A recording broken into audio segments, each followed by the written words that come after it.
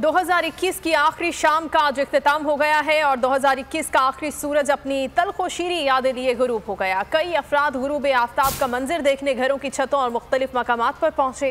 कराची में साहिल समुंदर पर अवाम की बड़ी तादाद ने सूरज के गुरूब होने का मंजर अपनी आंखों में बसाया। लाहौर और इस्लामाबाद समेत मुख्तलिफ मकामात पर अपने अपने औकात कार के मुताबिक गुरूब आफ्ताब का मंजर अक्सबंद किया गया। 2021 की आखिरी शाम का आज इख्तिताम हुआ है। 2021 का आखिरी सूरज अपनी तलखोशीरी यादें लिए गरूब हो गया।